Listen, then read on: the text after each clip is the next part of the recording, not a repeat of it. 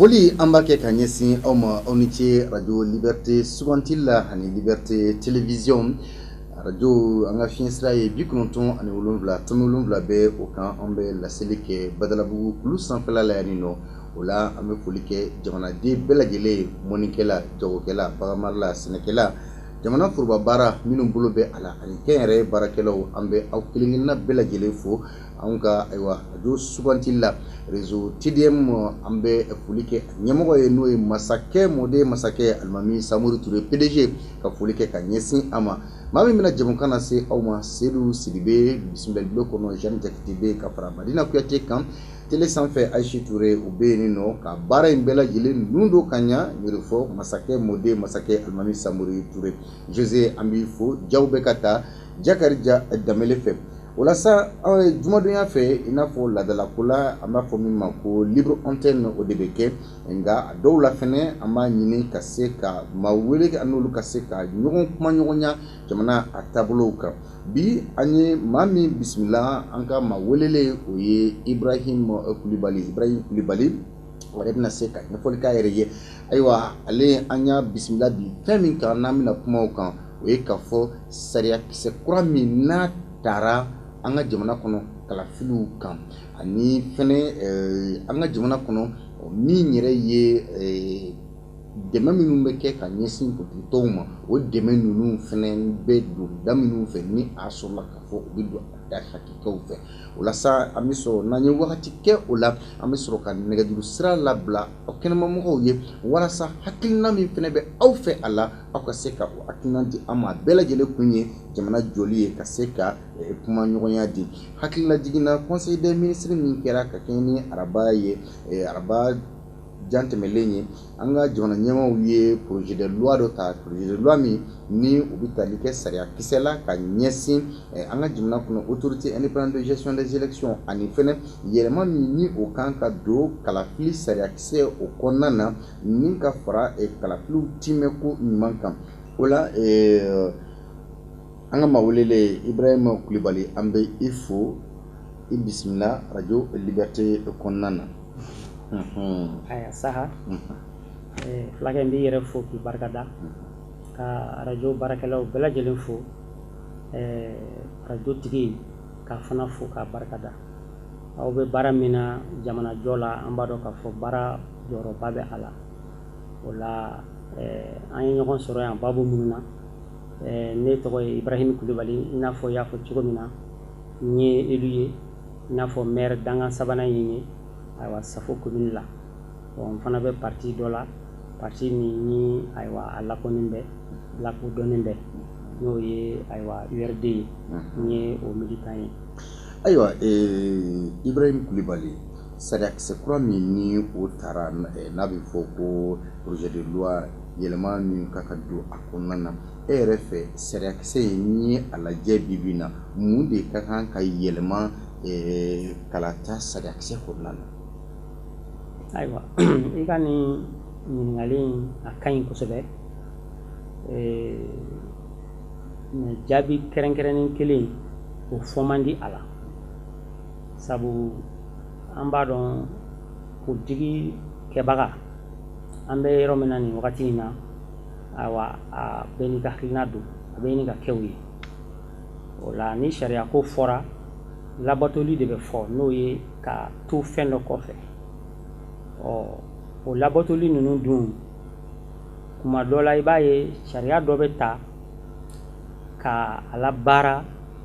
i tɛ sagoya sɔrɔ a la n'o ye nimisiwasa i t'o sɔrɔ a la ni dɔ wɛrɛ bɛ ta o la fo ka hakili jagabɔ kɛ o la i ka ɲininkali in walasa ne ka se ka nimisiwasa jaabi di ne ka hakili jagabɔ la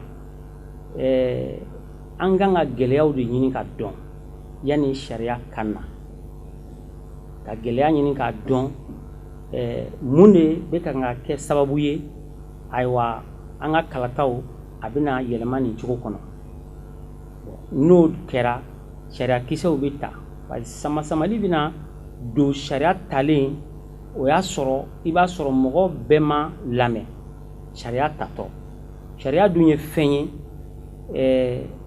k'i bɛn a ma o fɛn de don ani ni ɲangili kan ka kɛ o fana kan ka bɔ sariya kɔfɛ ni mɔgɔ min y'a sɔsɔ i kan ka ɲangi n'o bɛ kɛ fɛn o fɛn na a ka kan ne kɔni ka yecogo la mɔgɔw ka lamɛn sariya la kɛrɛnkɛrɛnnenya la bi a fɔra ko ka yɛlɛma dɔw de don an n'u b'a dɔn yɛlɛmaw a ko bɛ yen yɛlɛmaw kan ka kɛ mɛ yanni a ka to kuma caman na sanfɛ jigin ka kɛ dugu ma hali ni commune bɛɛ ma sɔrɔ mɛ cerclew kɔnɔ ka lamɛnli dɔɔni kɛ taabolo la aw bɛ lahala jumɛn na sariya min kan ka ta nin de don walima sariya talen a kunnafoni kana dugu ma ka dugumamɔgɔw concerté n'a ye yanni sariya ka promulguer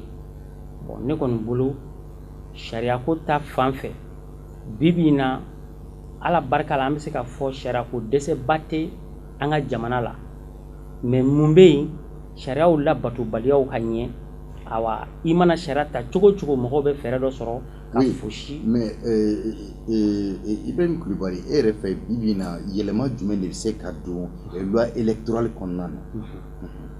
bon n bɛ se ka kɛrɛnkɛrɛnnen min fɔ o la n'o ye yɛlɛma ka kɛ ye ayiwa ne kɔni fɛ n'i taara commune kɔnɔ i bɛna ye k'a fɔ ayiwa élection la parce que commune n'a fɔra loi électorale élection ko de don mais commune élection bɛna na cogo dɔw la kuma dɔ la ayiwa i bɛna ye a degun ka bon kɛrɛnkɛrɛnnenya la ayiwa dugumamɔgɔw foyi hakilina tɛ olu la ne de bɛ taa n ka kala feere dugumamɔgɔ min bɛ yen o yɛrɛ bolo e min ye candidat ye e b'ale de san i b'ale ka wari de sara ale bɛ taa voter bon yɔrɔ n'o bɛ yen fo ka sariya dɔw ɲini min bɛ se k'a to mɔgɔw ka voter kɛ k'a sɔrɔ a ma kɛ ni sanni ye parce que bibi in na an bɛ taa cogo min na n'an tora o kɔnɔ est ce que ayiwa a na kɛ dannamɔgɔ ko ni mɔgɔw min bɛ se baara la ko ɲuman a na k'o ko ye est ce que a tɛna kɛ nafolotigi de bɛ nafolo kɛ ka mɔgɔw san ka sɔrɔ ka a ka fanga sigi a sagoya la. D'accord. Hakilila jiginna aw ka radio do Liberté ani Liberté télévision aw ka jɛmukan aw dun ko di min bɛ sigi tɛnɛ tarata araba alamisa nɛgɛ 15 ka kuncɛ nɛgɛ 16 waati. Ibrahim Kulibali bibi in na e yɛrɛ fɛ yɛlɛma jumɛn rénovation yɛlɛma tigitigi jumɛn bɛ se ka don loi électorale kɔnɔna na. Bon yɛlɛma ko nin komi i y'a fɔ cogo min na rénovation c'est-à-dire ko kura jumɛn bɛ se ka don a kɔnɔ. Voilà ko kura minnu kan ka se ka don a kɔnɔ ne bolo o bɛ se ka kɛ commune kɔnɔ parce que commune de ye base ye n'i ko i bɛ baara fɛn o fɛn kɛ a bɛ kɛ commune territoire de kan ka population n'o ye sigibagaw ye ka faamuyali di u ma kosɛbɛ awa o ka don loi électorale kɔnɔ parce que population min citoyenneté n'o ye fasoden ɲumanya baaraw ye est ce que o faamuyali dɛsɛ tɛ an na donc ne bolo ayiwa loi électorale kɔnɔna na fasoden ɲumanya faamu o ka ye a kɔnɔ fɛɛrɛ ka tigɛ jamanaden fanba ka u ka hakɛw dɔn ani u ni min ka kan u k'o fana dɔn min bɛ se k'a to olu kan ka min kɛ wajibiya la ko ɲuman u k'o faamu kosɛbɛ. D'accord. An bɛ bɔ o yɔrɔ kɔnɔna na an bɛ an ka ɲininkali filanan ta Ibrahim Kulibali bibi in na éluw bɛ jalaki la kosɛbɛ population fɛ ni o ye jamanadenw yɛrɛ ka fɔ bon voilà aw bɛ élu ka na 5 ans aw tɛ baara kɛ mɔgɔ tɛ aw nɔ ye mɔgɔ tɛ fɛn ye aw kɔ k'a fɔ aw bɛna don fɛrɛ mais concrètement mun gɛlɛya bɛ maires kan commune ko la. Ayiwa. Et puis aide fɛnɛ bɛ kɛ parti politique ye mais est ce que a bɛ don a donda fɛ. Bon i y'o yɔrɔ min fɔ parti politique bɛ dɛmɛ maires fana kuma ka ca mais n'an y'a ta kɛrɛnkɛrɛnnenya la an b'a se ka daminɛ parti politique ka dɛmɛko la dɔɔni an bɛɛ b'a dɔn k'a fɔ parti politique ka financement a bɛ kɛ niveau national de la bon niveau national la ni parti politique y'u ka dɛmɛ sɔrɔ ayiwa a caman na baaraba minnu bɛ kɛ o dɔw ye congrès ye ayiwa o dɔw ye parti ka permanence n'o ye u bɛ yɔrɔ minnu ta ka ayiwa o kɛ siège ye olu musakaw o bɛ kɛ bon conférence de section fana olu bɛ se ka kɛ o charge bɛ ta parti b'o kɛ bon mais commune kɔni kɔnɔ ayiwa i b'a ye a caman na commune yɛrɛ responsable de bɛ jɔ ni u ka ayiwa permanence ye n'o ye u mana siège sigi yɔrɔ min na commune responsable caman bɛ jɔ n'o ye bon parti ka dɛmɛ min bɛ se ka se commune kɔnɔ dɔɔni o dɔ ye mun ye ayiwa ni élection ninnu sanw sera u bɛ délégués minnu kan ka kɛ bureau de vote la u bɛ olu former o ye tile kelen ɲɔgɔn ye ani o délégués minnu bɛ sigi bon vote tile damadɔ kɔnɔna na donc olu ka prise en charge parti bɛ jɔ n'o ye mais n'o bɔra la bon n'i y'a sɔrɔ campagne sugu o sugu don bon u bɛ na ni support de campagne dɔɔni ye mais k'a fɔ ko clé de répartition dɔ de bɛ yen commune bɛɛ kan ka nin sɔrɔ ka baara dɔ kɛ bon ou bien cercle dɔ bon n tɛ o ɲɛdɔn kalo ma ye. mais ko n'aw une fois élu n'aw nana ko aw nɔ tɛ ye commune kɔnɔna na o fana ko bɛ cogo parce que aw jalakilenw na an bɛna nɛgɛjuru sira labila sangani kɔnɔna na an b'o jaabi nɛgɛjuru sira an b'a labila. bon an nɔ tɛ ye kuma dɔ la an nɔ tɛ ye kuma dɔ la an nɔ bɛ ye. aw nɔ tɛ ye ka da sababu jumɛn kan. bon nɔ tɛ ye ka da sababu min kan n da sera fitinin ma a la sisan i b'a ye k'a fɔ sous section kɔnɔ n'o ye commune bureau min bɛ sigi parti tɔgɔ la olu de bɛ na jɔ ni u ka ko bɛɛ ye ni élection bɛ kɛ a kɛra élection présidentielle ye olu de bɛ wuli ka jɔ ayiwa hali ni fitinin de dir'u ma u yɛrɛ bɛ u tarakase k'a tɔ dafa ka campagne kɛ pour que u ka base kana tila u la u ka base kana tiɲɛ élection présidentielle bɛ ten élection législative bɛ ten commune dugumamɔgɔw de bɛ wuli ka jɔ fɛrɛ bɛɛ kɛ pour que ka se ka mɔgɔw maintenulen to u bolo min b'a to ni a dakun sera olu yɛrɛ ma olu fana ka se ka jɔyɔrɔ sɔrɔ ko ɲuman. mais munna maire bɛ jalaki k'a ma baara kɛ commune. bon n bɛ ka na n'o de ye dɔɔni dɔɔni sisan maire b'o dépense minnu kɛ o ye wariw de ye maire bɛ se ka minnu ɲini a dɔw la a b'a juru ta a dɔw la a b'a yɛrɛ ka halala wariw de ta ka don a la bon i bɛna ye vote kɛ don mɔgɔw bɛ miiri mun na i bɛ n ka wari de sara ne bɛ taa vote dɔw b'a f'i ɲɛna n'i ma wari di yan ne tɛ vote i b'u jɔlen n'u ka carte d'électeur i b'u ka wariw de d'u ma pour que u ka taa vote. donc e fana wari de di pour que ka. bon n bɛ ala fo ka barika da ne ye n ka sigiɲɔgɔnw ka danaya sɔrɔ bon alhamdulilah n bɛ ala fo ka barika da ka n ka électorat fo kosɛbɛ k'u barika da. d'accord Ibrahim Kulibali nin tɛ baasi ye an bɛ nɛgɛjuru sira di kɔkan mɔgɔw ma walasa parce que olu kɛrɛnkɛrɛnnenya émission ye olu ta de ye jamanadenw ta de don donc olu de ka hakilina bɛ ɲini donc min bɛ u dusukun na olu de bɛ o fɔ donc an bɛ nɛgɛjuru sira di an ka olu ma walasa olu fana da bɛ don baro in na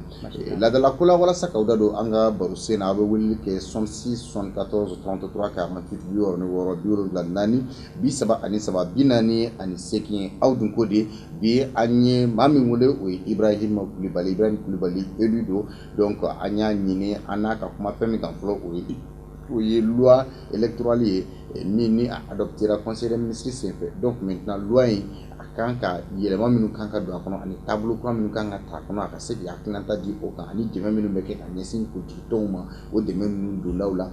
ani da ka se fɛnɛ min yɛrɛ ye olu yɛrɛ kuma min bɛ fɔ k'a fɔ a maire bɛna u ti baara kɛ donc an bɛ nɛgɛjuru sira labila aw ye 66 74 33 48 allo. somɔgɔw i tɔgɔ ni jamu i b'an wele ka bɔ min.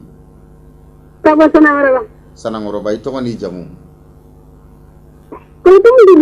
Korotum Dunbiya Korotum e ye mun faamuya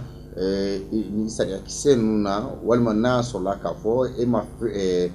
commune tagabolo la n'i ma fɛn dɔ faamuya n'i bɛ o ɲininkali cɛnko Ibrahim Kulibali la. An t'a foli ye. Foli diyara n ye 66 74 33 48 64 74 43 aw dun ko di ye allo. somɔgɔw bɛɛ.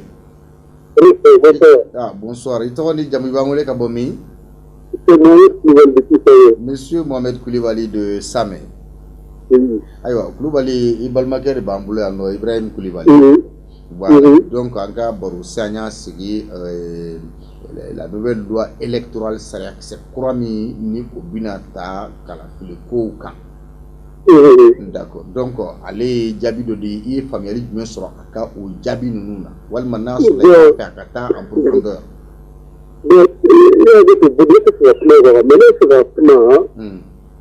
Mary yɛrɛ jɔyɔrɔ ye jumɛn parce que n'i ye fɛn fɛn fɔ Mary b'a fɔ k'u tɛ Mary ka baara kɛ mais ne fɛ Mary yɛrɛ ka baara ye min ye commune kɔnɔ quoi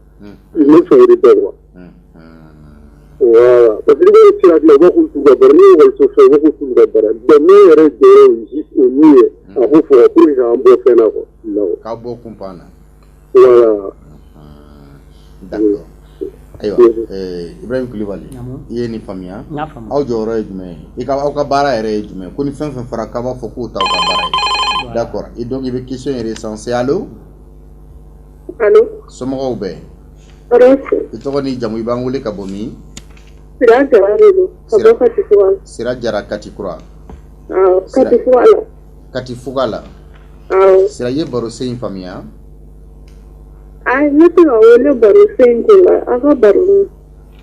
merci beaucoup donc i bɛ hakili to a la ntɛnɛn i bɛ se ka weleli kɛ baroni na nin tɛ baroni wagati i y'a faamuya an b'i fo kosɛbɛ Sira Jara Katifuga la 66 74 33 48 64 43 allo somɔgɔw i tɔgɔ ni jamu i b'an wele ka bɔ min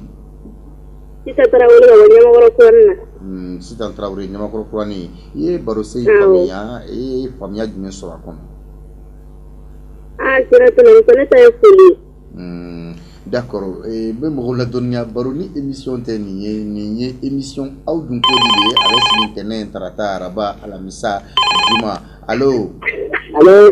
oui Alpha Konate somɔgɔw 66 74 33 48 63 aw ka radio do Liberté émission aw dun ko di allo 66 74 33 48 allo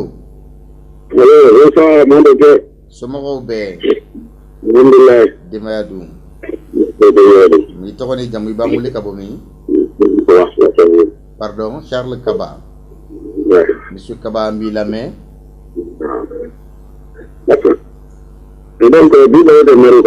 ah oui an kumana loi électorale a kumana o kan ensuite an da sera fɛnɛ aide aux partis politiques ani ayiwa maires yɛrɛ u bɛ jalakili min kɛ population fɛ k'a fɔ k'u tɛ baara la effectivement ne bɛ population fɛ kin yɛrɛ ɲagamibaga yɛrɛ numéro de don u jɔyɔrɔ u b'u fɔra kɔnɔ k'a fɔ ko gouvernement de nɔ ye ni wulila surtout énergie chômage u bɛ mɔgɔ minnu bɛna u ka siraw da n'u ka sira in tigɛ u bɛna ni experts ye n'u ye gudɔrɔn in tigɛ a datuguli wari n'a fɛn bɛɛ u b'a kari kɛ u bɛ taa di mairie ma mairie la mais u bɛ fɔlɔ u b'a présenté mairie tɛna dilan accident bɛ mɔgɔw faga yen fo siraw bɛ tiɲɛ u mago t'a la. D'accord, comme il doit aller à Mbolo ale à Ngama Welele, il sait qu'il gagne une galite de Tengwa là-haut. On a la tête pour le quai. Parce que la par exemple, quand on est dans le à 10 ans de mairie de Kono, notre chose la promoteur permet, ça va beaucoup comment. L'école communautaire, oui. C'est-à-dire, quand on remet ce sur tout son cas, je vais faire que le gouvernement non. Mais, nous ko mero ma ko e jora e mu a ti se ka fo fi an do ba do ku ko ta wari ni population to la o bena wari mu wi ni ba fe ka frère population o mo be do sa ko merita e na nyo kono en vrai di ko do mero ke ile ko pour suba o le population ni politique la bonne nyon che bon ni mi fa ti to do ko ni flight e fi so ni ni to ko do ko fi de donc a fɔla mairie ka wɔrɔlen min ye munna o t'a su parce que information olu de bolo n taga ɲɛ o b'o de bolo hali ɲamacɛ a b'olu de bolo mais u tɛ sɔn abada ko gouvernement de bɛ ɲamacɛ u ka sabali n'u tɛ se yen u k'u sen bɔ a la mairie kan ka ban de mairie ni député ya ko ne tun ta kun dɔn an ka farafin dugu ma nafa t'a la quoi nafa foyi t'u ka baara la ayi constitution a bɛɛ kalifalen bɛ de la mais non ko kuntan sugu dɔ bɛ k'o sigilen ɲɛna tɛ se ka foyi kɛ n'olu kan ka se bɔ a la yɛrɛ yɛrɛ u b'u dɛmɛ ka sabali quoi u ka taa u ka politique mɔgɔw min nɔfɛ na waati sera olu représentant de ces populations ma k'u bolo biri population ɲɛ la a bɛ ka wari di min fɔ nin ye population ma proposé n'olu fɔlɔ de y'a daminɛ donc an dugu tiɲɛbaga bɛɛ mɛro de ko ne ko ten k'u k'a lajɛ k'u président yɛlɛma o k'a jɔ ne bɔra kuma la i ni ce dɔgɔtɔrɔ 106 74 33 48 biwɔɔrɔ ni wɔɔrɔ 74 ani saba 40 ani 8 aw dun ko di allo allo somɔgɔw i tɔgɔ ni jamu i b'an wele ka bɔ min je m'appelle Konkulubali Razel Konkulubali Razel ko i ye barosen in faamuya j'ai pris l'édition en vol an ye dɔ de bisimila Ibrahim Kulibali pour ka kuma loi électorale kan loi électorale kura min ni o bila sen kan ani taabolo kura minnu bɛna ye a kɔnɔna na ani jalaki ye min yɛrɛ bɛ ɲɛsin maires ma k'a fɔ commune ka ɲɛtagabaliya ma donc ale ye ɲɛfɔli dɔw kɛ o la n'a sɔrɔla k'a fɔ i ye min faamuya o la ou bien mun bɛ aw yɛrɛ dusukun na bi walasa maires ka se ka population sago k'u ye. Bon, an bɛ nin bɛ population na ka ɲɛsin maires ma kosɛbɛ o ye u ka jɔyɔrɔ ka fɛgɛn kosɛbɛ surtout saniya sira ninnu fɛ quoi. Parce que n'i y'a jateminɛ hali sisan soso bɛ Bamakɔ yɔrɔ caman na mais maires tun bɛ pulvérisation min kɛ hali fɔlɔ o tɛ kɛla sisan. Bon, o kelen ɲamako fana fanfɛla la je crois que n'u tɛ se ka moyen tɛ maires bolo ka fɛnw kɛ au moins les jumelage sont là u bɛ se ka minnu fɛn ka na ni jumelage ye ka camion sɔrɔ maires tɔgɔ la ka fɛnw kɛ mais district bɛ se k'u dɛmɛ o la ou bien administration territoriale bɛ se k'u dɛmɛ o la cogo min na u bɛ se ka camion sɔrɔ ka ɲamanw cɛ k'a lase dépôt transitoire la quoi. O bɛɛ se ka gouvernement dɛmɛ fɛnw na e m'a ye Bamakɔ fan bɛɛ ye ɲaman ye. Maires dun comme tampon entre le gouvernement et la population. Donc vraiment, quoi au rond de la découverte, pas de jumelage la population. Voilà, bon, ne ka laïné ka souma. Bon, maintenant, question de venir pour le comme j'ai pris l'émission en vol, maintenant, quand la dernière fois, l'électoral négatif, c'est un professionnel de deux maintenant par rapport à la législative, c'est quoi maintenant? C'est un professionnel, c'est-à-dire que quand il y a beaucoup de merci avec les tueurs, est-ce que les députés civiles désormais des droits de tout le monde? Ok, d'accord. Il y a 66 74 33 48 biwɔɔrɔ ni wɔɔrɔ 74 37 40 sanga 30 ni duuru bɛ nɛgɛ tan ani wɔɔrɔ sanfɛ nɛgɛ tan duuru sanfɛ allo. Allô, bonsoir Seydou. Bonsoir monsieur. Ça va, c'est Dr Traoré. Ah, tonton Traoré, i ni fama. Ouais, ça va, yɛrɛ dun. Baasi foyi tɛ n na, n bɛ Ala tanu. Ah, je n'arrive pas vraiment à savoir, hein. Dans les autres émissions, je tente à tout moment, mais impossible de rentrer. D'accord, moi j'ai compris effectivement votre question. C'est que moi j'adresse d'abord à l'élu municipal. Ibrahim Kulibali. Ibrahim Kulibali, parce qu'ils ont failli au rôle de la municipalité même. Les devoirs et les obligations d'une municipalité. Est-ce qu'il y a peu d'élus maintenant qui connaissent réellement quel est le but de la décentralisation? Bon, maintenant, en ce qui concerne maintenant le problème de propriété, la mairie ne pourra jamais, tant qu'elle est déclarante, la mairie ne sera jamais face à ça à cause des intérêts personnels. Ça, c'est un premier aspect. Le second aspect, les ventes de parcelles et consorts anarchiques que les mairies sont en train de faire. Donc cet argent ne rentre pas dans la caisse de la municipalité, ni de la mairie, de la commune. Où va cet argent? Une première question. Et en ce qui concerne maintenant le transport des ordures, moi j'ai eu même victime de ça. J'ai essayé de déboucher les caniveaux. et les cholestérol qui se trouvent au niveau de ma commune 2. À Misra précisément. Ces jours-là, le trajet quand même m'a coûté à peu près 300 000 francs. Traoré, il faut tonton Traoré. 106 74 33 48. Allô? Allô? Somoro. Merci de chemin là. Et toi, on est Jamou Bangoulé Kabomi. Maître Hamid Jawara. Quartier du maire. Là, on est d'abord à la banque 3. Il y a un bon famille. Ouais, bon, nous deux sommes là. Voilà, nous deux sommes là. Ayo, et puis deux familles là, non? Ouais. Ok, d'accord. Il y a une famille là, on a tagani ouye. Ouais, il y a une famille là.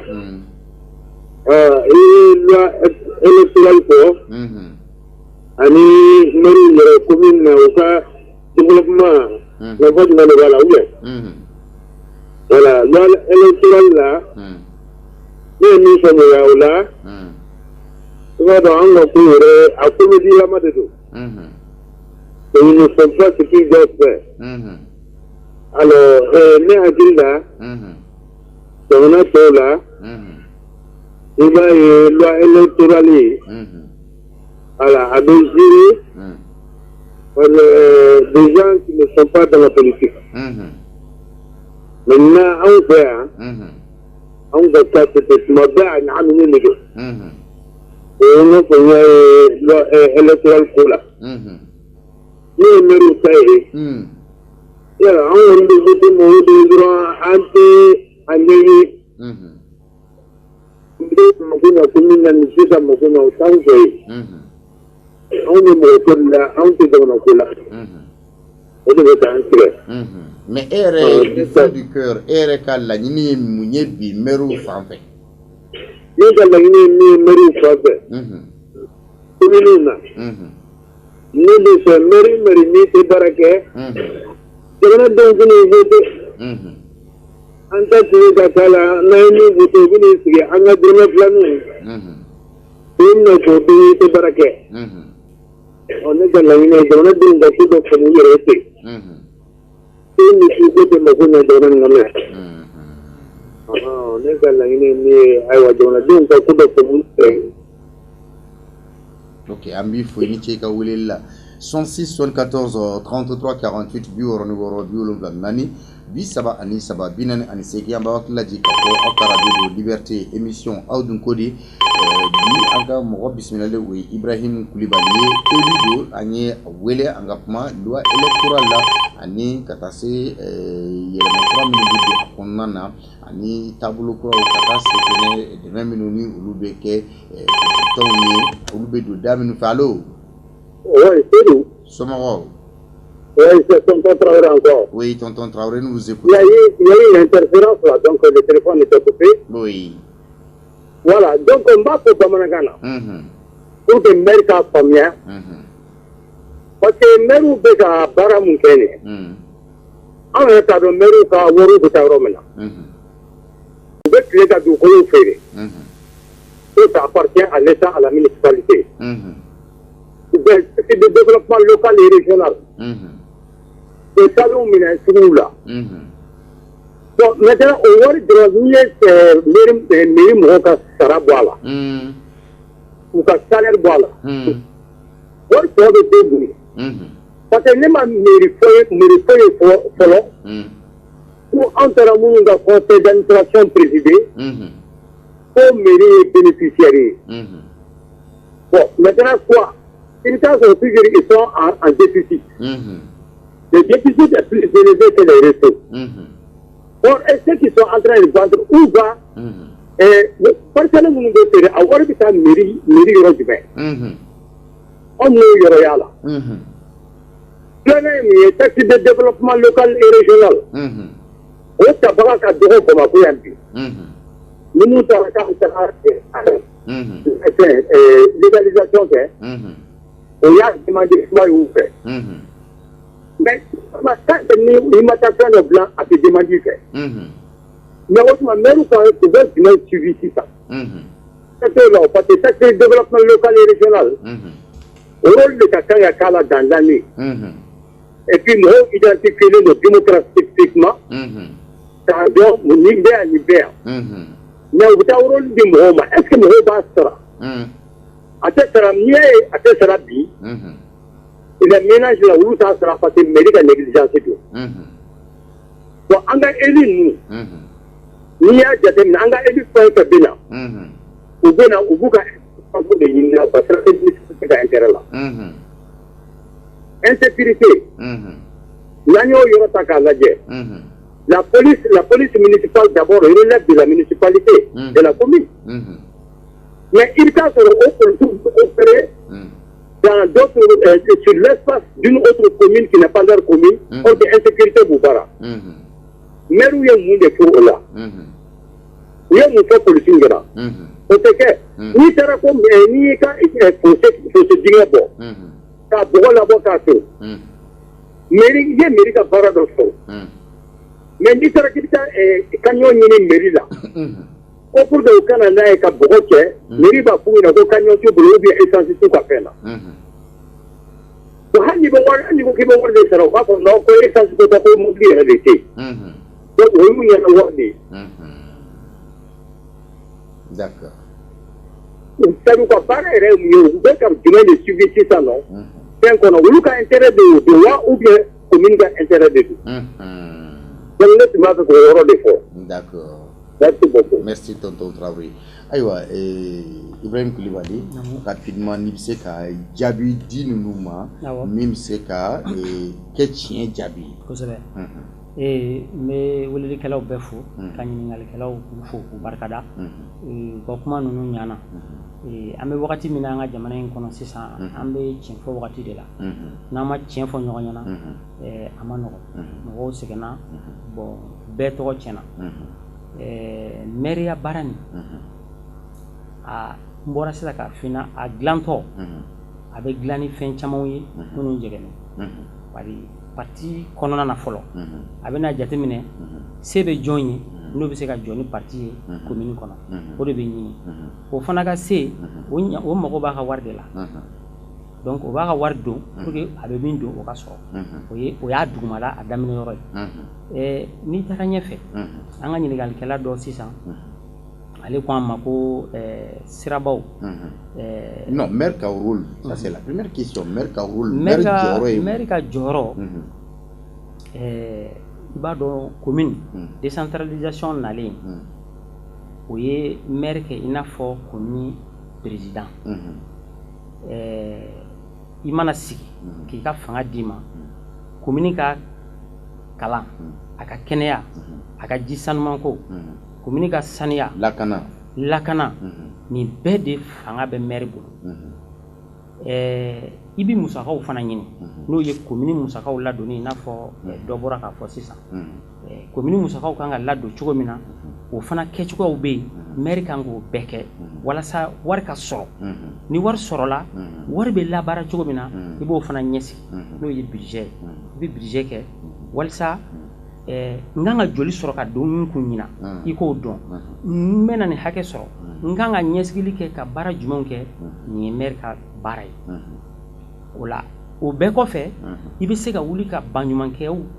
sira tagama a ye n dɛmɛ n ka ekɔliso la a ye n dɛmɛ n ka dɔgɔtɔrɔso la baɲumankɛ yɛrɛ dɔw bɛ na n'u yɛrɛ k'a den n'i ka commune lahala kama olu bɛ na ka na u ka dɛmɛ ɲɛsin i ma ka u seko kɛ donc pour ka ɲininkali jaabi dakuruɲɛ kelen maire yɛrɛ de kan ka kɛ commune yiriwa ɲɛsigili kɛbaga ye i b'o fana kɛ ni gafe dɔ ye n'a bɛ fɔ o ma PDCEC i b'o élaborer san 5 c'est à dire mandat o mandat n'o ye san 5 ye i bɛ PDCEC élaborer PDCEC in bɛna commune ka gɛlɛya bɛɛ de fara ɲɔgɔn kan k'a lajɛ e bɛ se ka solution ɲini cogo di pour oui mais san 5 i bɛ PDCEC i b'a élaborer mais pourquoi o n'a ta bɛ maire bɛ continuer ka jalaki bon voilà jalakili yɔrɔ in ye dɔ bɔra k'a fɔ sisan o ye mɔgɔko ye bon mɔgɔko fana min don n bɔra ka min fɔ a fɔ ka gɛlɛn mais mɔgɔw b'u ka wari de bɔ ka don mɔgɔw la pour que u ka na jɔyɔrɔ sɔrɔ donc sanni feere bon a kɔni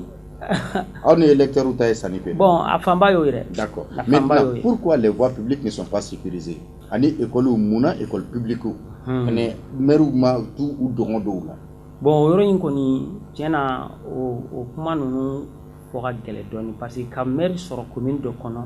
k'a fɔ ko e ɲɛ b'a la i ka population se sent en insécurité et que i ma agi o la bon franchement a kan ka ɲɛɲini n'o tɛ anw kɔni fɛ parce que commune ka ca bɛɛ ni polisi b'aw ka bolo kan gendarmerie b'aw ka bolo kan fanga bɛɛ b'aw bolo mais malgré tout la population est en insécurité. Bon population ka insécurité ko kɔni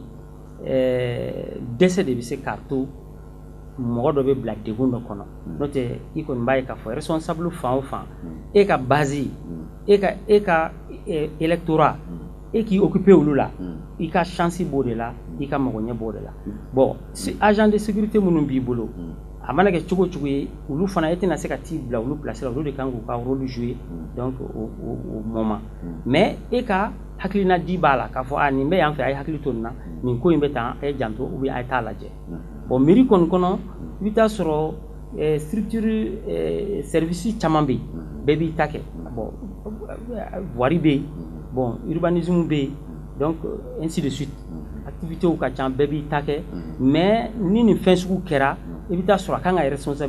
responsabilité kan ka situé yɔrɔ ɲini pour que k'a lajɛ jɔn m'a ta kɛ ka ɲɛ bon mais tout compte fait maire de bɛ accuser mɔgɔw fɛ dɔrɔn parce que i b'a sɔrɔ dɔw yɛrɛ bilara ta la bon taa nin kɛ nin cogo la mais a b'a négliger bon o la mais maire de ka kungo don parce que surveillance ye maire de ye. mais ɲamancɛw ani ka ɲaman cɛ ka yɔrɔw sanuya ka yɔrɔw pulvériser o tuma maire tɛ o kɛbaga ye wa. maire kan ka lasaniyali kɛ lasaniya yɛrɛ tigi ye maire ye ka sigida saniya ka yɔrɔw pulvériser. mais mun na tigɛ. bon olu kɛbaliyaw bɛ se ka sɔrɔ ayiwa minnu service minnu kan ka ale baara kɛ bon ni olu mana rappel kɛ maire la parce que ɲɛ b'a la baara ninnu. mais le maire doit avoir un agenda o. voilà mais maire ka agenda bɛ se ka charger mais service rattaché minnu bɛ yen olu de kan ka na k'a fɔ monsieur le maire on a constaté que nin fɛn in bɛ yen alors il est nécessaire an ka fɛɛrɛ kɛ o ka se ka kɛ. est-ce que le maire quand réellement s'il est là pour la commune a kan fɛn dɔ kan ka ale échapper a kan ka ɲinɛ fɛn dɔ kɔ ka sɔrɔ a ka baara don wa e ka baara ye min ye i kan ka ɲinɛ o kɔ fɔ mɔgɔ de k'i rappeler wa. bon i man ka ɲinɛ c'est normal i man ka ɲinɛ mais o t'a bali mɔgɔw hakili jigiw bɛ quoi parce que i bɛ taa sɔrɔ wagati dɔ bɛ yen maire nɔrɔlen bɛ fɛn dɔ la hakili dalen b'o de kan maintenant fɛn minnu kan ka kɛ kɛrɛfɛla laminiw parce que i b'a sɔrɔ commune o commune maire bɛ ɲɛfɛ mais mɔgɔ min bɛ maire kɔfɛ k'a daminɛ mɔgɔ 45 la o ye commune dɔw ye mais minnu ka dɔgɔ o ye mɔgɔ 11. d'accord maintenant a ka source de revenu ko aw bɛ dugukolo feere de kɛ ensuite aw bɛ taxe minnu minɛ sugu kɔnɔna na sale minɛ ninnu donc k'a wariw bɛ don min aw bɛ dugukolo minnu feere dugukolo wariw bɛ taa min sale minnu bɛ minɛ sale wari bɛ taa min pourquoi la commune dɛsɛlen don ka développer pourtant maire bɛ dugukolo feere la wagati bɛɛ u bɛ sale wari minɛ la wagati bɛɛ. bon tiɲɛ don sale bɛ minɛ don o don sugu o sugu b'i fɛ yen mɔgɔ bɛ wari dɔɔni sɔrɔ la i ka territoire kan olu bɛɛ bɛ dɔ sara i ye dugu jɛ o jɛ i b'a recouvrer mais ale recouvrement in mɔgɔ minnu chargelen b'o la alors fo olu ka sigi ka kuma i ɲɛna pour que i k'a dɔn k'a fɔ a ko ma nɔgɔn parce que minnu bɛ terrain kan olu ka prise en charge bɛ yen mais wari mana collecté bon wari fana i bɛ taa sɔrɔ dépense de bɛ commune yɛrɛ bɛɛ kan commune personnel ka ca activités fana ka ca a bɛɛ dun ye alors financement de mais tout compte fait wari fɛn fɛn bɛ na recette la i bɛ taa sɔrɔ dépense de bɛ alors préparer fana pour que ka se ka wari utiliser maintenant mɔgɔ tɛ se k'a fɔ k'i bɛ kuma commune dɔ ta jɔyɔrɔ la ne y'a sɔrɔ a wari ladonna wari min ladonna a injectera mun na bon o commune dɔ de bɛ se k'i sigi k'i ta bilan présenté mais bɛɛ de b'i ta maîtriser parce que i ka wari mobiliser i y'a injecté fɛn min na e de bɛ se ka o défend. mais ni dugukolo t'a la a wari bɛ taa min. dugukolo t'a la comme ne bɛ commune min na dugukolo ko bɛ yen dɔɔni donc dugukolo t'a la. mais a fɔra i bɛ commune min a bɛ commune min kunna so maire ko dugukolo ko mankan ka ca aw ka yɔrɔ la k'a fɔ ko jɛlen tɛ dɛ. bon dugukolo ko tɛ taa mankan kɔ. mais ko aw ka yɔrɔ yɛrɛ de tɛ yɔrɔ. ko yɔrɔ jɛlen tɛ ko fɔ mɔgɔw bɛ siran ka dugukolo san ka yɔrɔ. bon an b'a fɔ mɔgɔw ɲɛna u ka sabali an bɛ k'a lajɛya. i yɛrɛ lajɛya. an bɛ k'a lajɛya parce que kuma in min bɛ fɔ tiɲɛ de don parce que ni mɔgɔ dɔw tɔɲɔna ka se hakɛ dɔ ma bon n'olu taara fɔ ko a ka dugukolo ko jɛlen tɛ u bɛ tiɲɛ kan parce que u tɔɲɔna mais an ka laɲini ye mun ye kuma bɛɛ alors fɛn o fɛn n'i tɔɲɔna ni dalu b'i bolo k'a fɔ commune de engagera o kɔni i ka bila i ka minɛn kɔnɔ an y'o ŋaniya siri an y'o layidu di bɛɛ ma mɔgɔ mɔgɔ ni gɛlɛya don i ka dugukolo ko la Safo commune kɔnɔ donc an ye layidu di bɛɛ ma an bɛ solution ɲini a la hali kunun ne ni maire chargé des domaines ne n'a sigira an tun b'a échanger avec le secrétaire général. Mais pourquoi ni dugukolo feerela mairie y'a feere a wari bɛ ta min a bɛ don da jumɛn de fɛ? Voilà donc sisan ni dugukolo bɛ feere an bɛ session dɔ de kɛ ka montant dɔ fixer k'a fɔ mairie bɛna dugukolo ni dugukolo dɔw feere donc a bɛ céder a bɛ latɛmɛ sɔngɔ min na o bɛ préciser k'a se k'a di a tigiw ma bon an kɔni y'o fɛn fɛn kɛ o wariw mobilisera sur quittancier ka taa bila an ka perception na maintenant o kɔfɛ an bɛ fɛ ka investissement minnu kɛ an ye écoliso jɔ écoliso min jɔra an fɛ nin mandat kɔnɔ a bɛ se écoliso sigiyɔrɔma 5 ma classe 3 sigiyɔrɔma 5 dɔrɔn bon o dɔrɔn o dɔrɔn tɛ baara wɛrɛw kɛra san 5 kɔnɔ o dɔrɔn bon bɛɛ tɛ se k'o kɛ maintenant an ye dɔgɔtɔrɔsow fana jɔ ka minɛn don o kɔnɔ dɔgɔtɔrɔso joli dɔgɔtɔrɔso kɔni kelen de don mais filanan baara bɛ sen na kelen dɔrɔn kelen tila bon voilà filanan baara bɛ sen na o ma taa yɔrɔ jan fɔlɔ maintenant an kɔni fɛ an ta bɛ kɛ nin cogo la dɔɔnin dɔɔnin ni wari min kan ka don min na an bɛ jɛ a ma k'a fɔ k'a fɔ wari ka don nin na comme foroba baara de don a wari tɛ se ka dun ten ni dunkanw t'a la donc sariyaw de bɛ respecter pour que ka wari labɔ ka tila k'a don investissement fɛnɛ sira fɛ. D'accord Ibrahim Kulibali waati tɔ man jan mais an bɛna lajɛ ka mɔgɔ 2 wɛrɛ ta jɛmukan in kɔnɔna na parce que kuma bɛ jamanadenw kɔnɔ kuma b'u fɛ u b'a fɛ ka kuma n'aw ye mais souvent ni occasion ye ka se ka u kɔnɔ kuma dɔ fɔ ka dɔn fɛn min bɛ jamanadenw su ɲɛna allo allo an cɛ Alpha Konate oui bisimila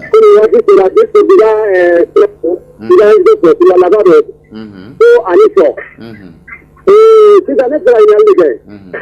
komi ale ko ko a tɔgɔ ye di ni élection bɛ kɛ sisan fɛnw bɛ san de yirifɛnw bɛ san de ayiwa u yɛrɛ b'a dɔn o sanni o ye sariya sɔsɔ de ye olu yɛrɛ minnu bɛ pour que ka sariya labato o bɛ k'olu ɲɛna cogo di minɛ u t'o kɛlɛ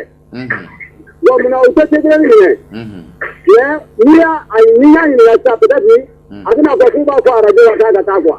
ko mɔgɔw ka taa sara quoi o côté de ka bɛn mɔgɔw fɛ yen de ka CDR ɲini k'a minɛ donc munna u t'o kɛ o tɛmɛnen kɔfɛ ka bɔ yen dugukolo kirikebaden min bɛ yen f'a bɛ fɔ k'a dɛsɛ bɛ mairie la munna mairie tɛ bɔ k'u yɛrɛ lajɛya k'a yira k'a fɔ ko a dɛsɛ t'u la ani ka fara mɔgɔw kan k'o taabolo ninnu kɛlɛ pour que u ka bɔ an ka jamana kɔnɔ parce que olu de bɛ na ni kɛlɛ ye donc o n'a ɲɔgɔnna espace public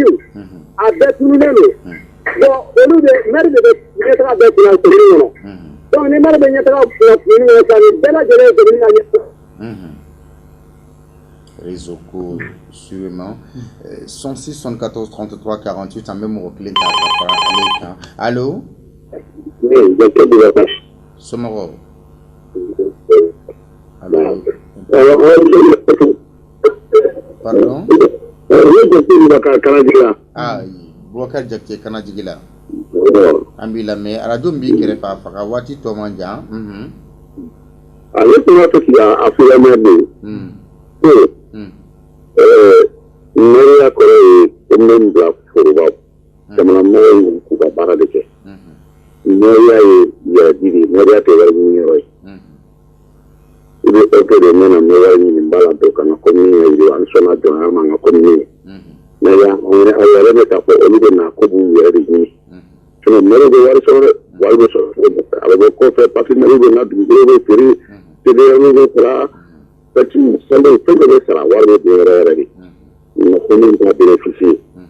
donc ko ka sɔrɔli olu de ye commune président ye décision de minnu bɛ bolo u ka sɔrɔli c'est pas que an de kɛra kama mairie ye président ye i b'a dɔn ko mairie de hali président jɛ ka bɔ a ka commune kɔnɔ n'a man d'a ye. D'accord. Rapidement an bɛ nin tabi waati kurunna kosɛbɛ kosɛbɛ sanga 3 dɔrɔn de bɛ an bolo walasa an ka se ka datuguni kɛ ɲininkali 2 in voilà fɔlɔ ta in ko munna maire tɛ taa TDRL minɛ duguw kɔnɔ bon tiɲɛna maire siranna o la kɔsa in na parce que ne yɛrɛ bɛ commune baara daminɛ tuma min na en tant que conseiller rôle tun bɛ kɛ san o san ka taa duguw kɔnɔ ka TDRL recouvrer mais gɛlɛya jumɛnw b'a la maire b'a ka électorat de hami toujours donc ni maire nana a ka fanga la wa ale bolo le fait que ka taa wari ko tɔrɔgɔ kɛ dugudenw la wagati bɛɛ parce que a tɛ taa ɲɔgɔn population degunu kɔ donc maire caman b'i bolo jigin o kama bon a bɛ minɛ mais u b'a essayer ka minɛ cogo la min ni population t'o faamu n'u nana papier kow la bon o dun o man ka kɛ a kan ka minɛ de en tant que TDRL ka population yɛrɛ la faamu k'a dɔn k'a fɔ a sara kun ye développement de a bɛ sara n'a sarala fana a kan ka bɔ u kan ka bɔ a kalama k'a fɔ an ye nin sara en même temps a bɛ don fɛn min na k'o yira o la n'o ye kɔmasegin ye restitution ye i y'a faamu d'accord voilà donc waati korona kosɛbɛ Ibrahim Kulibali an bɛ segin a kan i bɛ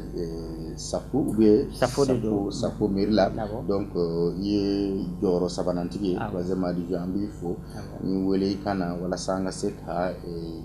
n bɔra ɲɔgɔn kɛ jamukan in kɔnɔ jamanadenw n'o fana ka se ka kuma ɲɔgɔnya sɔrɔ donc nin na aw yɛrɛ b'a dɔn k'a fɔ aw filɛlen don jamanadenw fɛ cogo min na hakilina min bɛ jamanadenw n'a ka ko la ani yɛrɛ fana aw yɛrɛ bɛ ka min kɛ nin b'a to ni aw kan ka yɛlɛma don aw ka tagabolo la n'aw man ka yɛlɛma don aw ka tagabolo la ka jamukan na se Seydou Sidibe Jakarija Danbɛlɛ ale de bɛ ka jaw ta